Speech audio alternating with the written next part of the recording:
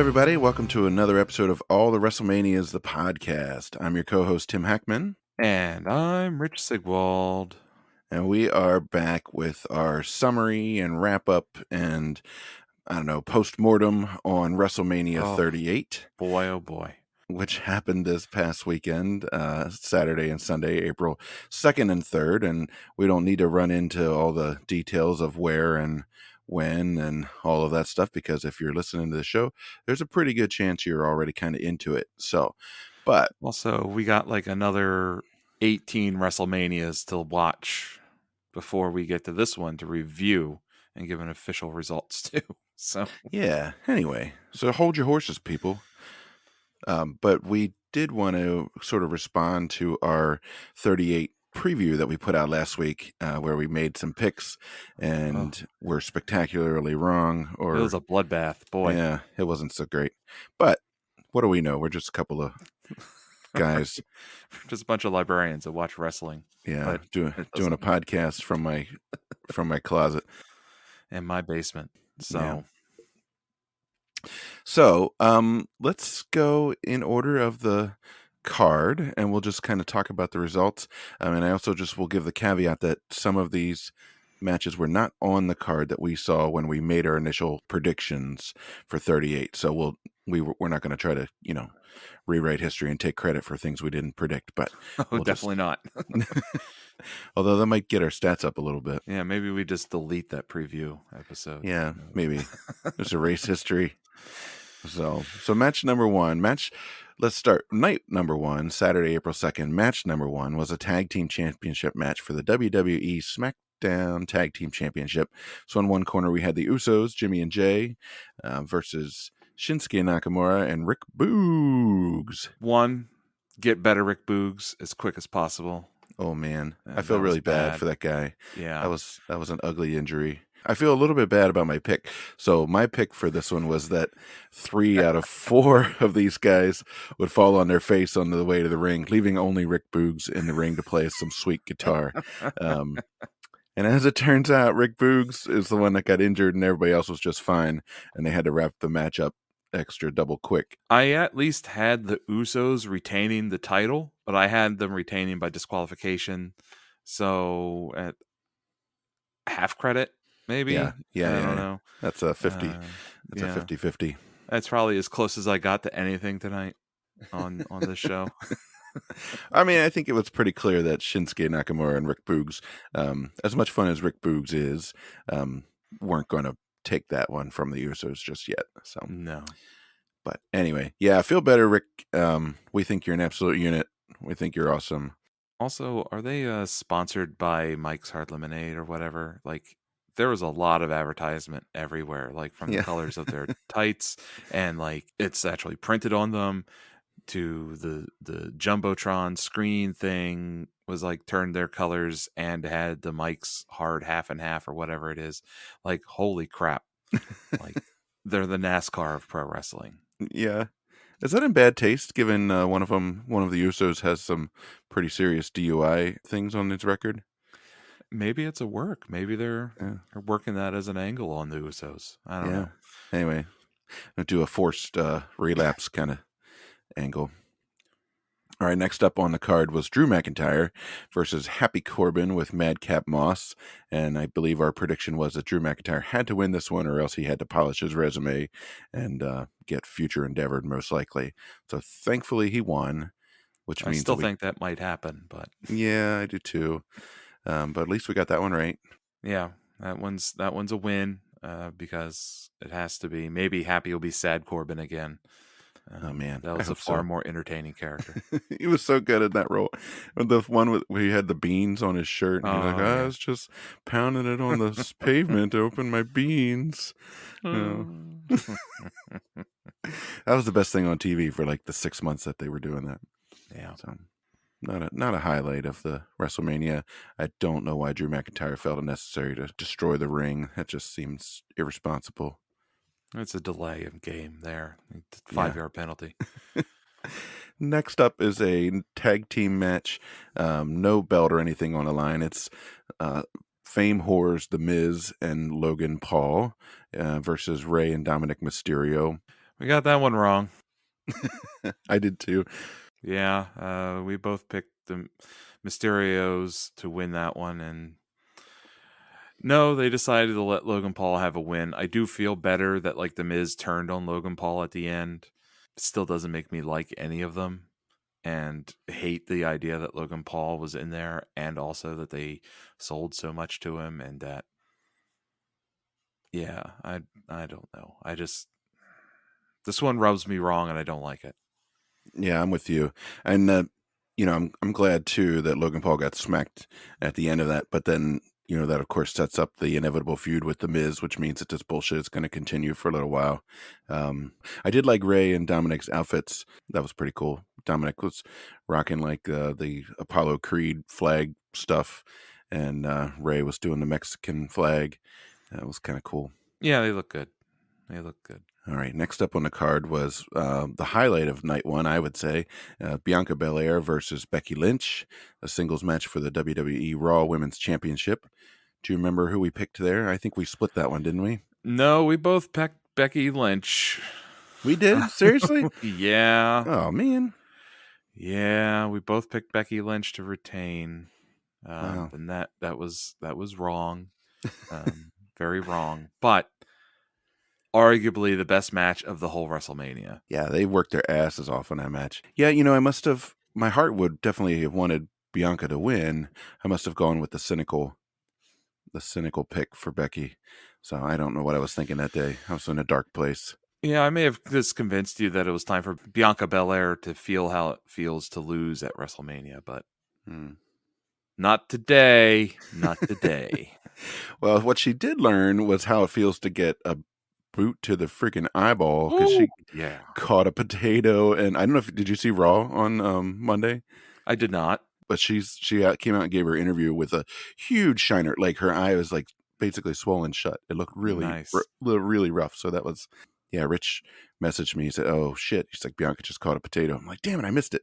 And so that was legit though. Yeah, so. It was rough heel kick to the face off the top rope, right in the eye socket too. Yeah. So that was fantastic match. Good job to those ladies. Thanks for bringing it for us.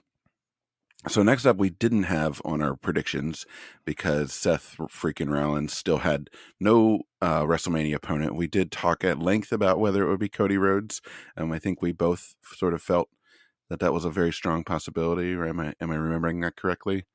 Yeah, and then we also discussed whether Cody really brings any real value to WWE because where does he fit? And we struggled to find that just because of how he buried himself at AEW. This was an okay match. I mean, there's a lot of people out there that like absolutely freaking love this match, but it felt a little too indie bullshit to me. I don't know. It didn't have that polish to it that I do enjoy when I watch WWE matches when they actually happen. There tends to be a good polish to them and everything looks solid and good. This looked like two guys kind of doing chaos, and also they like freaking welcomed Cody Rhodes in like he was goddamn Ric Flair.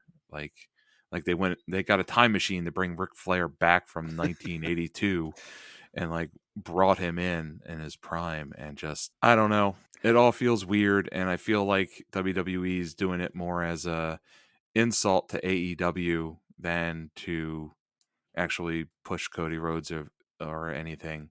But all I really think it did was give AEW street cred. Yeah, it gave him legitimacy, I would say. Like, oh look, there's one of our top guys on the big program now. Yeah, his entrance was way over the top. There were Cody chants before he even showed up, so people kind of knew it was coming. I'm glad whatever. I'm glad he's working. I'm glad he's got a job. I hope that some of his matches will be a little bit better. I know again that you don't watch Raw, but on Monday Night Raw after this, he had a long promo at the beginning of the show. It must have been 20 damn minutes long, talking about I don't know what the fuck he was talking. He was talking about his father, and he always tears up whenever he talks about Dusty. I'm like, man, get some therapy. Like, I know Dusty was great, but like, come on, get your shit together. So they're clearly going to push him and give him a big. I don't know exactly what they have planned for him, but Yeah, well, I mean, they were already talking about during this match about how nobody in the Rhodes family has ever won the world championship and stuff like that. So, are we going to see Roman Reigns versus Cody Rhodes at some point here soon? Probably. yeah. I would even bet maybe SummerSlam. Oh well, bold But predictions. yeah, I'll get that one wrong too. All right, put that one on the chalkboard, folks. So Yeah. anyway, welcome back, Cody. Good job, Seth. I guess I don't know. We're going to be seeing lots more of both of those guys for the foreseeable future. Next up was Charlotte Flair and Ronda Rousey versus each other for the WWE SmackDown Women's Championship. We split this one. This one we definitely split, I think, right? Well, I had to message you after because you actually didn't make an official pick in the recording. Well, I was in a dark place that day. Yeah, you were just like fascinated by me talking about Charlotte Flair trying to catch up to her dad and number of times of winning the title. I mean, fascinated is probably a stretch, you know. Hypnotized or something. I don't know. You're not that compelling, Rich. So I had picked Ronda Rousey to win because why the hell would you bring her back just to beat her? And then why would you? And then also the whole concept of like Charlotte Flair also trying to win the world title a million times like her dad. So whenever if you want to win the world title that many times, you got to lose it that many times too. But I was wrong again. Big surprise. We need sound effects for these. So if I would have made a pick, if I had not been so rapt by your dulcet tones and sparkling commentary, I probably would have picked Charlotte Flair just because, like I think I said on that episode, and again, dark place, I feel like Ronda's probably days are numbered there. I don't think she's going to stick around all that long, so I don't really see much upside to putting the belt on her. I don't think she really needs a belt, honestly, to continue to be an attraction there. So that match was pretty boring. I didn't Yeah. I didn't care for that one at all, honestly. I struggled to get into it just because it was very clear that Charlotte Flair was just carrying the whole damn thing. And Yeah. it gets exhausting to watch an 18.5-minute match where only one person is really, really carrying it. So let the hate mail begin. All right. And then the last match of Saturday night was so it actually wasn't billed as a match. It was billed as a talk segment with the KO show with Kevin Owens and Stone Cold Steve Austin. And in our predictions, we did talk about, just Kevin Owens is definitely catching a stunner before this thing is over. So we knew there'd be some fisticuffs, but they did actually kind of ring the bell and call it a no holds barred match. They brought a referee out there. This was so Bianca and Becky was my favorite match, but this was definitely my favorite segment of the evening. What did you think? Oh, Austin can still talk. Oh my God. You stupid son of a bitch. 3 seconds, you're going to have 75,000 people calling you an asshole. Oh my God. Asshole. It's like so genius. I just didn't like Austin actually working a match. That's really the only thing. I know he has injuries lingering and that he's old, and I understand that you would do a no holds barred match just kind of because you don't want him like really working like weird holds or anything like that in the match or anything, but he took a suplex on the concrete. It's unnecessary, and I just like I would have been far more engaged if they would have let him talk for like 3 more minutes and then just get into like fisticuffs in the ring and refs and security swarm the ring or something like that. But he fights them off and then lands a stunner on Owens and then dragged off by the cops again. Yeah. Like classic Stone Cold. In handcuffs, yeah, that would be amazing. I'm with you. Like, so the talking segment was incredible, and even like he was just sitting there, he's not saying a damn word, but his face like just tells everything you need to know about what he's thinking and what he's going to do to Kevin Owens as soon as Kevin stops talking. And like he's magnetic. Like it's we've talked about him and The Rock being like there's just two guys that just have whatever it is that you can't take your eyes off of them when they're on screen. And like I had a stupid ass grin on my face the entire time that segment was going on. My wife was Yeah, like, "What is wrong with you?" I'm like, "This, come on, like this makes me feel good." I know. So, but I agree with you. I didn't like him taking, those suplexes. I didn't like him suplexing Kevin on the ramp because, that's not good for him either. I mean, I assume that he and Kevin had a long, long conversation about, what he felt like he could do safely without crippling himself.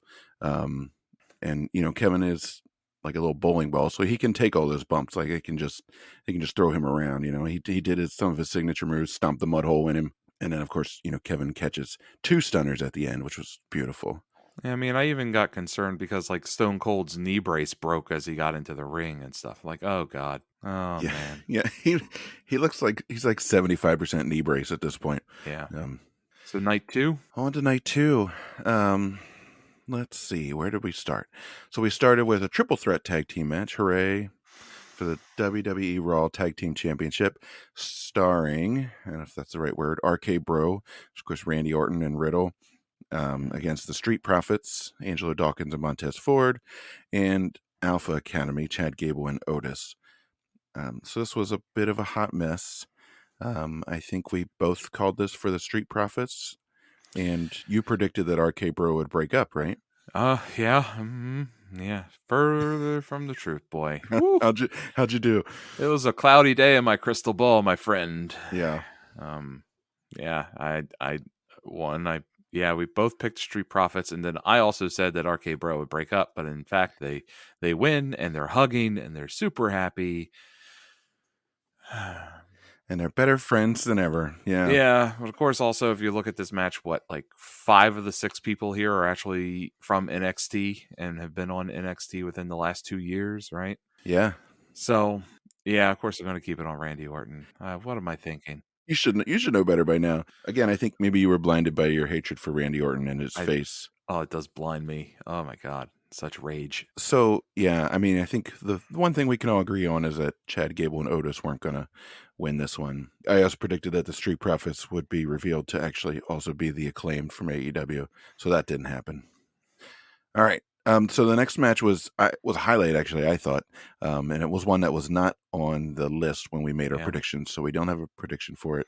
It's Bobby Lashley, who was great to see him back from some surgery, I believe, versus Omos the Giant. What'd you think? This was a decent match. I enjoyed it. I like Omos's work for the most part, and I like Bobby Lashley, and this was just such a weird looking match because you're not used to seeing Bobby Lashley look like a kid next to somebody. Like he's just like so small next to Omos, which is freakish because Bobby Lashley is a monster himself. So Yeah, no, it was stunning visually. Bobby Lashley looked tiny. It was a decent match. I think we've seen almost kind of go forward by leaps and bounds, getting better in the ring every day. He's got the kind of scary monster yelling stuff down.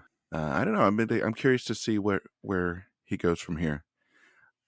I do think maybe he should put on a white singlet like Andre, like a reverse Andre the Giant. Wouldn't you like to see that? Negative Andre? Yeah, negative Andre. Yeah. Anyway, so that was a nice surprise. Like I said, we didn't realize that one was coming, and then there it was. Next up was an Anything Goes match with Johnny Knoxville versus Sami Zayn, and I predicted Johnny Knoxville because You're smart. I thought that a celebrity would have to win one of these, and I also thought this one is no stakes, right? If Johnny Knoxville wins, Sami Zayn looks like a goof, which he already does. So who cares, right? And I picked Sammy. I had for like the most of that segment, I was on the team Johnny, and then I just decided at the last minute, you know what? I'm going to be contrary to Tim, and I'm going to pick Sami Zayn. See, you should have. I did predict Wee Man. You did. You totally did. And a bunch of the other guys came out too. I did love the giant mousetrap for the finish. That was amazing. And I remember trying to explain that to my wife, right? And she was like, so is that a move? Like, no, it was a real human-sized mousetrap. Yeah, she's like, oh, he put him in a mousetrap? We're like, yes, but not like you're thinking. Like, was really good. And I laughed my ass off when that hand, when Sammy ran around the corner and the freaking hand came out and slapped him. Man. So this That match match was amusing. it was beyond stupid, but I had a good time. And if I were there in the crowd, I would have really enjoyed it too. So Yeah. no complaints. I know some people really don't like that sort of thing, but like, come on, out of what 9.5 hours that this shit was on the air, like you got to do something. You and I normally groan about the hardcore matches, especially when there's a plethora of them. And this was another one, but it's the only one on for the night, and it's very clearly like a comedy bit more than Yeah, a match. And so it's one of those moments where you just need to stop, sit back, relax, and laugh your ass off at Sami Zayn getting tasered and having a firework blown up his ass, and Wee Man coming out from underneath the ring out of nowhere. Just some good spots that are really fun. yeah. And Wee Man body slamming Sami Zayn, right? Oh yeah, Wee Man body slammed Sami Zayn. That was amazing. I'm really glad we didn't have to see any of the Jackass guys' balls, because I just watched Jackass Forever, and there's like, I don't know, like 40% of that movie is somebody's junk in your face. There's a lot of testes. Yes. Yeah. So anyway, moving on. There's a match with 0 testes. It's a fatal 4-way tag team match for the women's tag team championship. It was Naomi and Sasha Banks versus Carmella and Queen Zelina, who were the tag team title holders, versus Liv Morgan and Rhea Ripley, and Natalya and Shayna Baszler. Who did we pick for that one? Well, we both picked Rhea Ripley and Liv Morgan because look at us go. It was kind of having the same thoughts that we had with Drew McIntyre with Rhea Ripley, that if they don't put a belt on her, then what the hell are they doing with her? And she's going to go away. And it looks like they chose to push up Naomi and Sasha Banks instead of doing that. And so here we are with Naomi and Sasha Banks now as the women's tag champions. And it's not like they're undeserving or anything like that. Just this match was very underwhelming, just as any kind of fatal 4-way tag match is. Yeah, it's too much shenanigans usually, and we've talked about this on past WrestleManias. It doesn't do anything for anybody involved. It doesn't really give anybody a chance to shine. It doesn't give you any kind of opportunity to tell a coherent story. I mean, I guess it makes sense to have Naomi and Sasha Banks take this one, since they are already kind of over, like pretty well over. But I really thought, given the kind of push that Liv Morgan had been getting recently, that she and Rhea Ripley would take this. So yeah.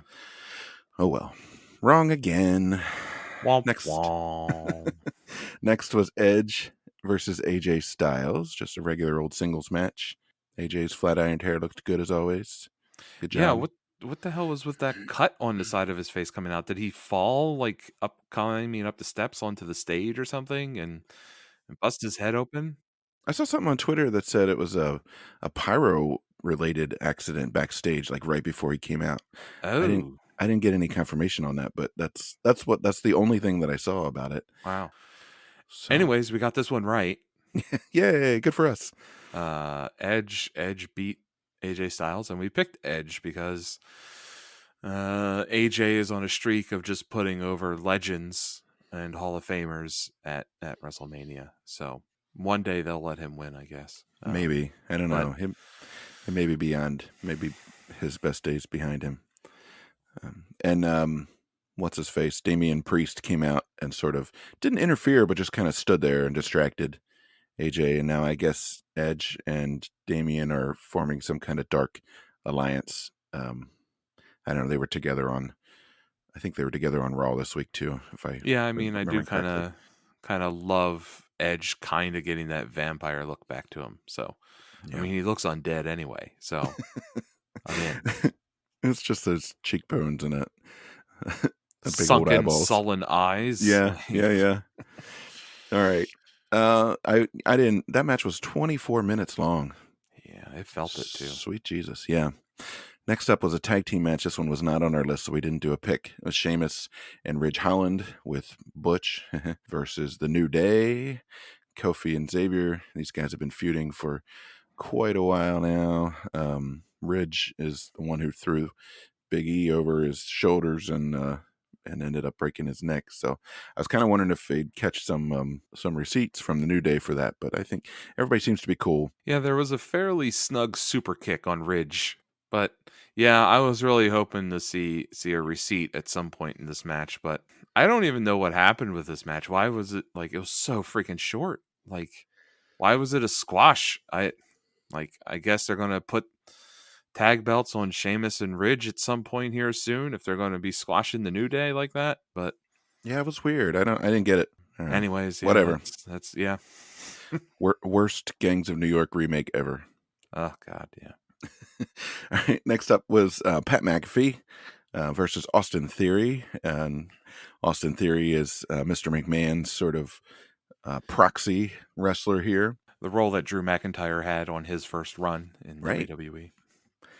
Who did we pick for this one? I can't remember. Well, we split on this one, and I got one right.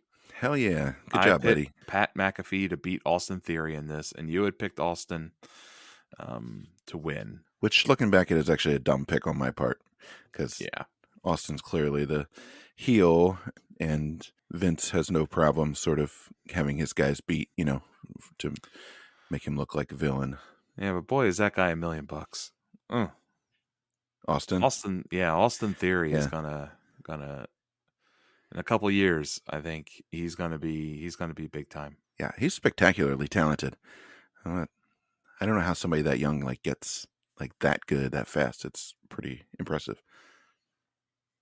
Yeah, So, and he's not even in an NOI family.